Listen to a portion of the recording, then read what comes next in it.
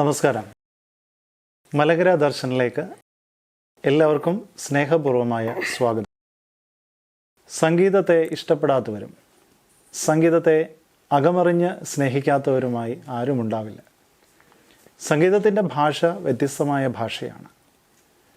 സംഗീതത്തിൻ്റെ സവരിയിൽ ജീവിതം സന്തോഷം, ആനന്ദം കണ്ടെത്തുന്നതിനുള്ള മുഖാന്തരമാക്കി തീർത്ത അനേകം ആളുകളുടെ സഹവാസവും സഖിത്വവും നമുക്കുണ്ട്. ചില ആളുകൾ സംഗീതത്തെ വ്യത്യസ്തമായ വഴിയിൽ കൂടി സ്നേഹിക്കുകയും ആ നിലയിൽ സംഗീതത്തിൽ അസാധാരണമായ സാഹചര്യങ്ങളും സാധ്യതകളും സൃഷ്ടിക്കുകയും ചെയ്യാറുണ്ട്. അങ്ങനെ ഒരാളാണ് ഇന്ന് നമ്മുടെ അതിഥിയായി നമ്മോടൊപ്പം പങ്കെടുക്കുന്നത്.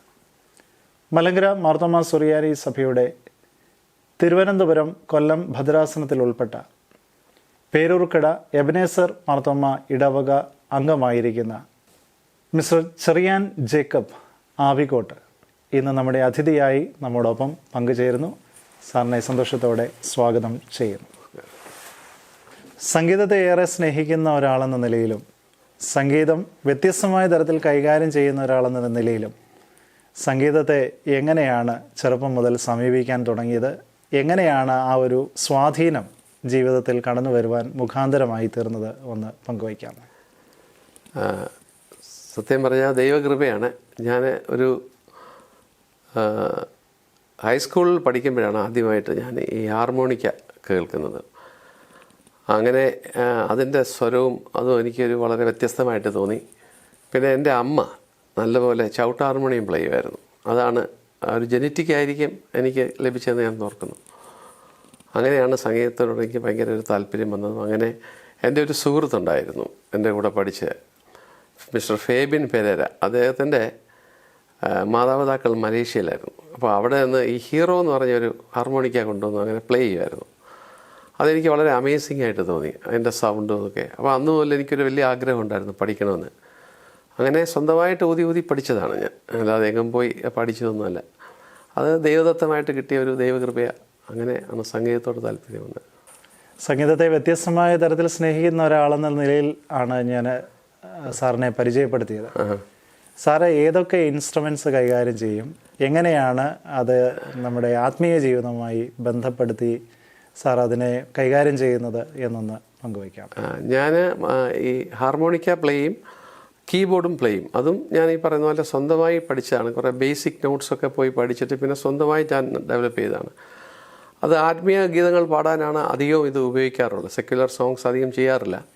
അപ്പോൾ നമ്മുടെ പള്ളികളിലും അതുപോലെയുള്ള പ്രെയർ കൂട്ടായ്മകളിലൊക്കെ ഈ കീബോർഡ് കൊണ്ടുപോയി ഞാൻ ഇങ്ങനെ പ്ലേ ചെയ്യാറുണ്ട്. അതുപോലെ നമ്മുടെ ക്യാൻസർ പേഷ്യൻസിൻ്റെ ഇടയിലും അത് നമ്മുടെ തിരുവനന്തപുരത്തുള്ള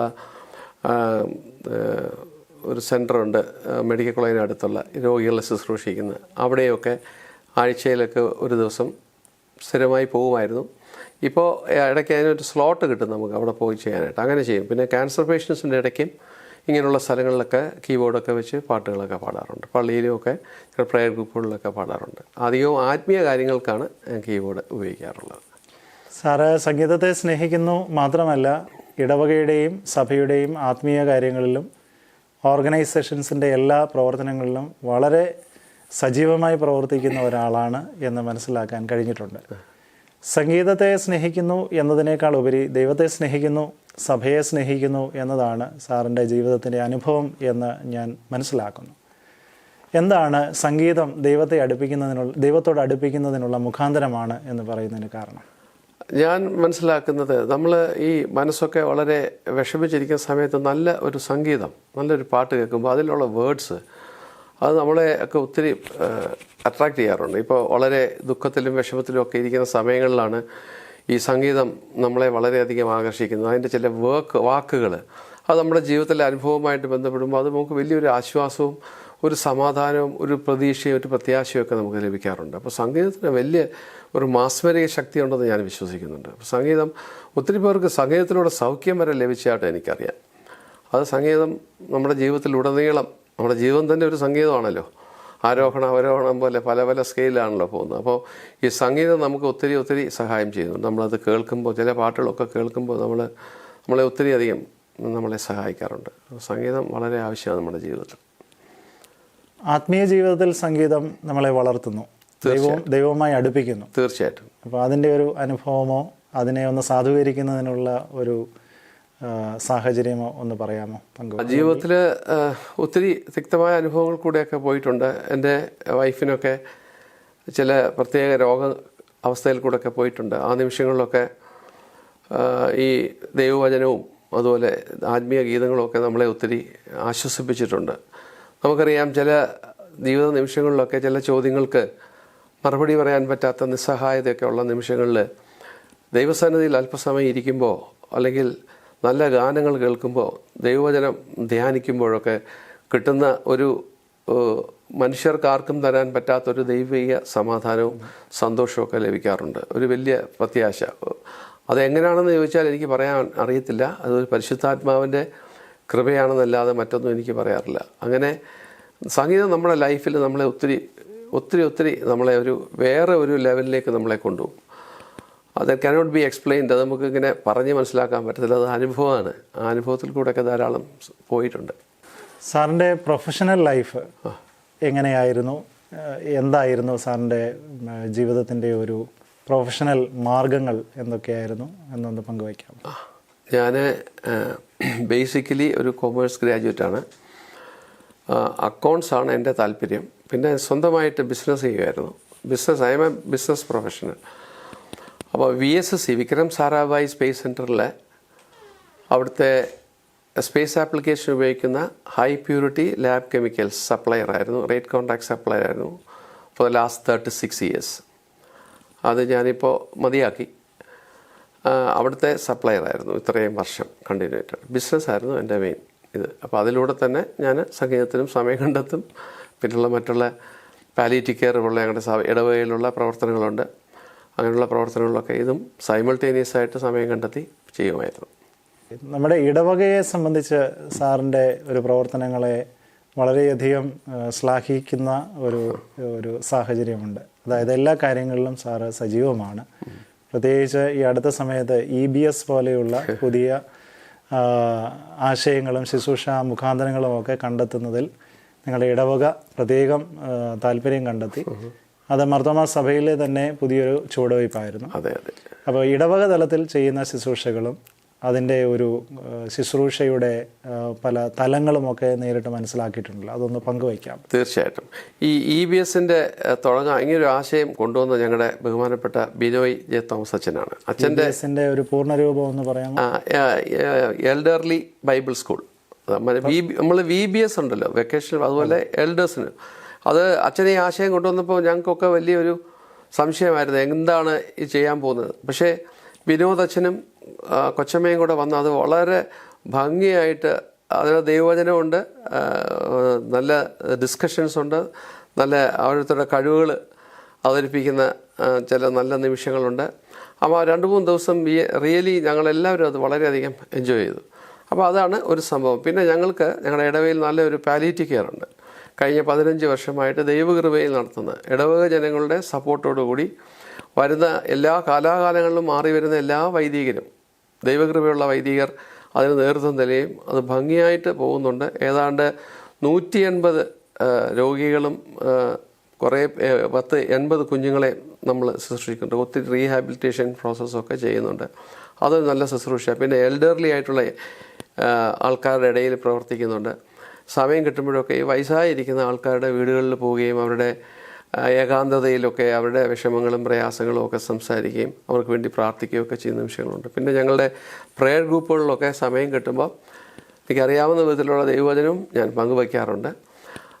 പിന്നെ കൊയറിൽ പണ്ട് ഉണ്ടായിരുന്നു. ഇപ്പോൾ ചെറുപ്പക്കാർക്ക് സ്ഥാനം നമ്മൾ മാറിക്കൊടുക്കണമല്ലോ. അപ്പോൾ ആരും ഇല്ലെങ്കിൽ നമ്മൾ പ്ലേ ചെയ്യും. അങ്ങനെ ഒരു കീബോർഡൊക്കെ അത്യാവശ്യം പ്ലേ ചെയ്യാറുണ്ട്. പിന്നെ കൈസാന സമിതി അംഗം, അതുപോലുള്ള പ്രവർത്തനങ്ങൾ, ഏതൊക്കെ വിധത്തിൽ നമ്മുടെ ദൈവം തന്നിട്ടുള്ള താലന്തുകൾ ദൈവനാമത്വത്തിന് വേണ്ടി ഏതൊക്കെ മേഖലയിൽ ഉപയോഗിക്കാൻ പറ്റുമോ അതൊക്കെ സമയം കണ്ടെത്തി ചെയ്യാറുണ്ട്. അങ്ങനെ വളരെ അനുഗ്രഹിക്കപ്പെട്ട ഒരു ഇടവകയാണ് ഞങ്ങളുടെ. പിന്നെ എല്ലാ സെക്കൻഡ് സാറ്റർഡേ ഈ വയസ്സായ ആൾക്കാർക്ക് വേണ്ടി സ്പെഷ്യൽ കുർബാനയും അവരുടെ ഒരു കൂട്ടായ്മയും ചെയ്യുന്നുണ്ട്. അപ്പോൾ അങ്ങനെ എല്ലാം ഭംഗിയായിട്ട് പോകുന്നു. സാറിൻ്റെ ഫാമിലിയെ സംബന്ധിച്ച് ഒന്ന് പറയാമോ? എൻ്റെ വൈഫ് സൂസൻ ജോസഫ്, അവൾ she's an electronics engineer, scientist ആയിരുന്നു. അഡീഷണൽ ഡയറക്ടറായിട്ട് ER&Dcന്ന് റിട്ടയർ ചെയ്തു 2016. ഞങ്ങൾക്ക് we don't have any issues. ഞങ്ങൾ രണ്ടുപേരും മാത്രമേ ഉള്ളൂ വീടുകളിൽ. നമ്മുടെ സംഗീതത്തെക്കുറിച്ച് പങ്കുവച്ചപ്പോൾ സാറ് വിവിധ ഇൻസ്ട്രുമെൻറ്റ്സ് പ്ലേ ചെയ്യുന്നതിൽ ഒരു പ്രാവീണ്യം തെളിയിച്ചയാളാണ്. ഈ മൗത്ത് ഓർഗൻ വായിക്കുന്നതിലും സാറിന് ഒരു പ്രതിഭയുണ്ടെന്ന് മനസ്സിലാക്കി. അതിനുള്ള ഒരു പ്രേരണ എന്താണ്, അല്ലെങ്കിൽ അതിൻ്റെ ഒരു വ്യത്യസ്തത എന്താണ്? മറ്റ് ഇൻസ്ട്രുമെൻസിൽ നിന്നും മൗത്ത് ഓർഗൻ പ്ലേ ചെയ്യുമ്പോഴുള്ള ടാസ്കിലെ ഒരു ചലഞ്ച്, അതിൻ്റെ ഒരു പോസിബിലിറ്റി, അങ്ങനെയുള്ള കാര്യം അത് അത്ര എളുപ്പമാണോ? അത്ര എളുപ്പമല്ല സത്യം. ബ്രത്ത് കൺട്രോൾ നല്ലതുപോലെ വേണം. പിന്നെ നമ്മൾ പാട്ട് നല്ലതുപോലെ അറിഞ്ഞിരിക്കണം. അത് എങ്ങനെയാ അത് പലരും എൻ്റെ അടുത്ത് ഒന്ന് പഠിപ്പിക്കാമെന്ന് ചോദിച്ചിട്ടുണ്ട്. എനിക്കങ്ങനെ പഠിപ്പിക്കാനായിട്ട് അറിയത്തില്ല. അത് എങ്ങനെയാണ് കാണിച്ചു കൊടുക്കുന്നതെന്ന് എനിക്കറിയത്തില്ല. ഞാനങ്ങനെ ഒത്തിരി ഈ നോർത്ത് ഇന്ത്യയിലുള്ള കുറേ ആൾക്കാരുണ്ട് ഇത് പ്ലേ ചെയ്യുന്നത്. അവിടെയാണ് കൂടുതലും. മിലൻ ഗുപ്ത എന്ന് പറയുന്ന വ്യക്തിയാണ് കൽക്കട്ടയിലെ ഏറ്റവും best, one of the best mouth organ player. അപ്പോൾ അദ്ദേഹത്തിൻ്റെ ധാരാളം ഞാൻ കേൾക്കുകയും അതിനകത്ത് ഒരുപാട് ചില ടെക്നിക്സൊക്കെ ഉണ്ട്. എൻ്റെ ഒരു ബ്രദറിലോ നല്ലതുപോലെ പ്ലേ ചെയ്യുമായിരുന്നു. പുള്ളി എനിക്ക് കുറേ അതിൻ്റെ ടെക്നിക്സൊക്കെ പറഞ്ഞു തന്നു. അങ്ങനെയാണ് അത് അത്ര എളുപ്പമല്ല, അത് ചെയ്താണ് പഠിച്ചത്. അങ്ങനെ എങ്ങനെയാണെന്ന് ചോദിച്ചാൽ സത്യം പറഞ്ഞാൽ എനിക്ക് അറിയത്തില്ല. ഞാൻ അങ്ങനെ ഊതി പഠിച്ചത്. അതുപോലെ തന്നെ കീബോർഡ് പല സ്ഥലങ്ങളിലും എന്നെ ഒരു അങ്കിളുണ്ടായിരുന്നു, തോമസ് അങ്കിൾ എന്ന് പറയും. പുള്ളി ഇന്നില്ല. പുള്ളി ഒരു ഡിവിഷണൽ മാനേജറായിരുന്നു. അദ്ദേഹം എൻ്റെ ഈ താല്പര്യം കണ്ട് എന്നെ പലയിടത്തും കൊണ്ടുപോകുമായിരുന്നു. അപ്പോൾ അവിടെ പോയി C വായിക്കുക, D വായിക്കുക എന്നൊക്കെ പറയുമ്പോൾ എനിക്ക് Cയും അറിയത്തില്ല, Dയും അറിയത്തില്ല. അങ്ങനെ എനിക്ക് അറിയത്തില്ല, കോഡ്സൊന്നും അറിയത്തില്ല. അപ്പോൾ അതില്ലാതെ നമുക്ക് ചെയ്യാൻ പറ്റത്തില്ല. Cയും അതിൻ്റെ കണക്റ്റിംഗ് കോഡ്സും അറിയായിരുന്നു. പിന്നെ ഞാൻ ഒരു സെൻറ്റിക് സാം എന്ന് പറഞ്ഞ എൻ്റെ ഒരു നല്ല സുഹൃത്തുണ്ട്. Is an expert player. പുള്ളിയുടെ അടുത്ത് പോയിരുന്ന ബേസിക്സൊക്കെ ഞാൻ പഠിച്ചു. പിന്നെ ഇപ്പോൾ ദൈവത്തിൻ്റെ കൃപയിൽ എനിക്ക് ഏത് കോഡ്സും പ്ലേ ചെയ്യാൻ പറ്റും. ഒരു പാട്ട് കേട്ട് കഴിഞ്ഞാൽ അതിൻ്റെ കോഡ്സ് എനിക്ക് നോട്ട്സൊന്നും വെച്ചിട്ടല്ല, എൻ്റെ കൈ ഓട്ടോമാറ്റിക്കായിട്ട് ആ കോഡ്സിലേക്ക് പോകും. അപ്പോൾ അതിനെക്കുറിച്ച് ഞാൻ പഠിച്ചപ്പോൾ ആൾക്കാർ പറയുന്നത് കേട്ടത്, ഈ മൗത്ത് ഓർഗൻ പ്ലേ ചെയ്യുന്നവർക്ക് ഭയങ്കര കോഡ്സിൻ്റെ സെൻസ് ഉണ്ട്. അപ്പോൾ അച്ഛൻ ഒരു പാട്ട് പാടുമ്പോൾ അത് D മയർ ആണോ, ഓഗ്മെൻറ്റഡ് 6th ആണോ, D മയർ 7th ആണോ എന്ന് ചോദിച്ചാൽ എനിക്കറിയില്ല. പക്ഷേ എൻ്റെ കൈ ഓട്ടോമാറ്റിക്കായിട്ട് പോകും. അതും ഈ പറയുന്ന പോലെ ദൈവത്തിൻ്റെ വലിയ കൃപ. അങ്ങനെയാണ് ഞാൻ പ്ലേ ചെയ്യുന്നത്. അതായത് എനിക്കിപ്പോൾ ഒരു പാട്ട് കുറച്ച് നേരം കേട്ട് കഴിയുമ്പോൾ അതിൻ്റെ കൂടെ അക്കമ്പനി ചെയ്യാൻ പറഞ്ഞാൽ ഞാനത് ആ ഏത് കീയിലാണ് അച്ഛൻ പാടുന്നത് വെച്ചാൽ അതനുസരിച്ച് ഞാൻ ചെയ്യാറുണ്ട്. ഇപ്പോൾ കുർബാനയ്ക്കൊക്കെ ഒരു അച്ഛൻ കയറി നിന്ന് അതിൻ്റെ ചൊല്ലുമ്പോൾ എനിക്ക് അത് 2-3 പ്രാവശ്യം കീ നോക്കിക്കഴിയുമ്പോൾ എനിക്കറിയാം ഏത് സ്കെയിലാണ് അച്ഛൻ. പക്ഷേ ചില അച്ഛന്മാർ പാടുമ്പോൾ ഇടയ്ക്ക് സ്കെയിൽ മാറിപ്പോയാൽ പോലും നമ്മൾ ഓട്ടോമാറ്റിക്കായിട്ട് നമ്മുടെ കൈ അങ്ങനെ പോകും. അത് എനിക്ക് ദൈവം തന്ന ഒരു വലിയ കൃപയാണ്. എങ്ങനെയാണെന്ന് ചോദിച്ചാൽ എനിക്കറിയില്ല. തമ്പുരാൻ്റെ കൃപ.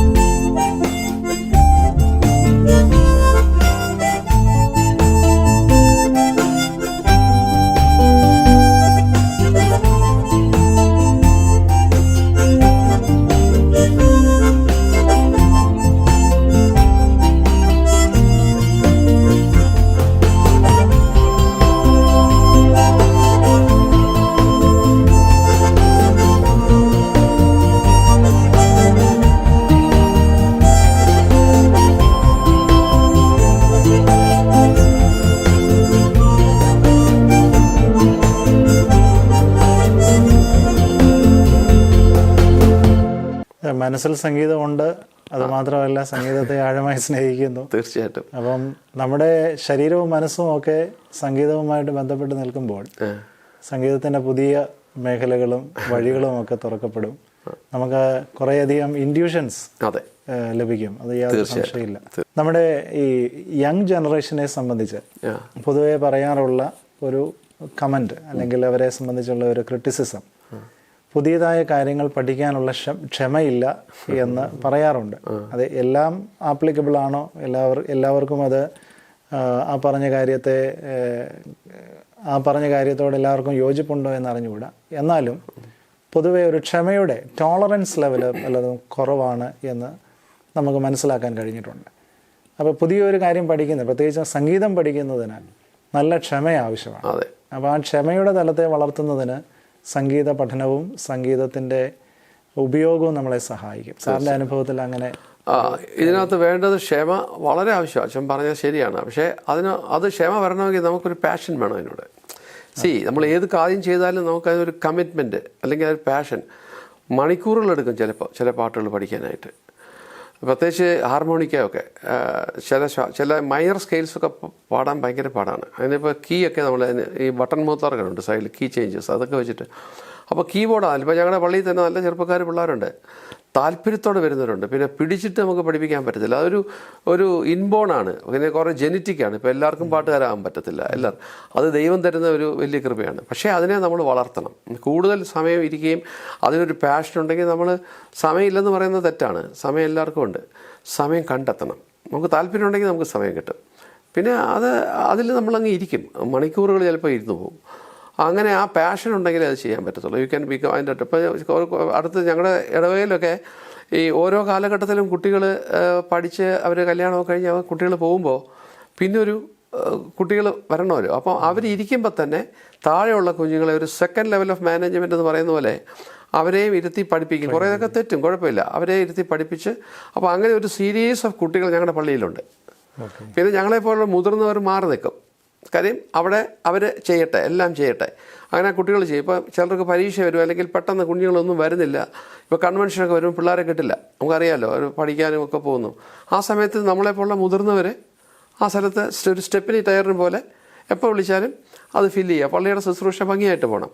അപ്പം മുതിർന്നവർ ഒരു ലെവൽ കഴിയുമ്പോൾ മാറി നിൽക്കുകയും അടുത്ത തലമുറകളെ കയറ്റുകയും അവരെ പ്രോത്സാഹിപ്പിക്കുകയും അവരെ ഇതിൻ്റെ മാഹാത്മ്യം മനസ്സിലാക്കുകയും ചെയ്യണം. പിന്നെ ഇത് ഒരു വെറും പെർഫോമൻസ് മാത്രമല്ല. ഇപ്പോൾ നമ്മൾ കൊയറിലൊക്കെ ഇന്ന് പാടുമ്പോൾ ഇതൊരു പെർഫോമൻസിനപ്പുറം നമ്മൾ ഈ പാട്ടുകൾ പാടുമ്പോൾ ആ വാക്കുകളും അത് ശരിക്കും അത് ഉൾക്കൊണ്ട് നമ്മൾ പാടുമെങ്കിൽ കേൾക്കുന്ന മനുഷ്യർക്ക് സമാധാനം ഉണ്ടാവും. ചില ആൾക്കാർ പാട്ട് പാടുമ്പോൾ നമുക്ക് ഒരു വലിയ സന്തോഷം, വലിയൊരു സമാധാനവും, അല്ലെങ്കിൽ പ്രത്യേകിച്ച് ഈ ദുഃഖ സമയങ്ങളിലൊക്കെ ഇരിക്കുമ്പോൾ ചില പാട്ടുകൾ നമുക്ക് തരുന്ന ഒരു വലിയ ആശ്വാസം ഉണ്ടാവും. ആ വിധത്തിൽ ഇതൊരു പെർഫോമൻസിനേക്കാളും അപ്പുറം അതൊരു ദൈവകൃപയിൽ എനിക്കറിയാം ചില പാട്ടുകളൊക്കെ പാടിയ ആൾക്കാർക്ക് സൗഖ്യം വരെ ലഭിച്ചിട്ടുണ്ട്. ആ വിധത്തിൽ വേണം. അത് ദൈവത്തിൻ്റെ ഒരു വരദാനമാണ്, ദൈവം തന്ന കൃപയാണ്. അതിൽ വേണ്ട അല്ല പെർഫോമൻസ് ആയി കഴിയുമ്പോൾ പിന്നെ അതിനകത്ത് ദൈവിക അംശമൊക്കെ നഷ്ടപ്പെട്ടു പോകുന്നു. പലപ്പോഴും പാട്ട് പാടുമ്പോൾ നമ്മൾ നമ്മുടെ പെർഫോമൻസ് കാണിക്കുകയും സെൽഫ് പ്രൊജക്ഷനും കാണിക്കാൻ വേണ്ടിയിട്ടാണ്. അങ്ങനെ ചെയ്യുമ്പോൾ എനിക്ക് തോന്നുന്നില്ല ദൈവകൃപ കിട്ടുമെന്ന്. അപ്പോൾ അങ്ങനെ ആണ് കുഞ്ഞുങ്ങളെയൊക്കെ പഠിപ്പിക്കേണ്ടത്. അങ്ങനെ നല്ല കുറേ കുട്ടികൾ ഞങ്ങൾക്കുണ്ട്. അവർ ഭംഗിയായിട്ട് അത് ചെയ്യുന്നു. അവർ ജോലി കിട്ടി അല്ലെങ്കിൽ കല്യാണം കഴിച്ചൊക്കെ പോകുമ്പോൾ അടുത്ത തലമുറയെ അവർ കൂടെ ഇരുത്തി പഠിപ്പിച്ചു കൊണ്ടുവരുന്നു. അതുകൊണ്ട് അങ്ങനെ ഒരു പ്രശ്നം ഞങ്ങളുടെ ഇടവകയ്ക്കില്ല. ഇഷ്ടംപോലെ പിള്ളേർ വരുന്നുണ്ട്. ഈ സംഗീതം പഠിക്കുന്നത് ഒരു സാധന പോലെയാണ്. തീർച്ചയായിട്ടും. ഈ ഓരോ തലങ്ങൾ കഴിയും തോറും നമ്മൾ മാനസികമായി കുറെ കൂടെ വിശാലതയും ആധ്യാത്മിക നിറവുമുള്ളവരായി. തീർച്ചയായിട്ടും. അതുകൊണ്ടാണ് നമ്മൾ പറയുന്നത് സ്പിരിച്വൽ നർച്ചറിങ് ആണ് ശരിക്കും ഒരു സംഗീതത്തിന്റെ ഗൗരവമായ സംഗീതത്തെ ഗൗരവമായി സമീപിക്കുന്നവർക്ക് അങ്ങനെ ഒരു തലം കൂടിയുണ്ട്. തീർച്ചയായിട്ടും. അപ്പം ശരിക്കും പറഞ്ഞാൽ സംഗീതം ഒരു സുവിശേഷമാണ്. സുവിശേഷത്തിൽ കൂടി ദൈവിക ഭാവത്തെ സ്വീകരിക്കാനുള്ള മാധ്യമമായി സംഗീതം വർത്തിക്കുന്നു. നമ്മുടെ ജീവിതത്തെ അത് എഡിഫൈ ചെയ്യുന്നു, കുറെ കൂടെ ആത്മീയമായി ഉയർത്തുന്നു, ഉന്നതമായ അവസ്ഥയിലേക്ക് നമ്മളെ കൊണ്ടുപോകുന്നു. അതെ.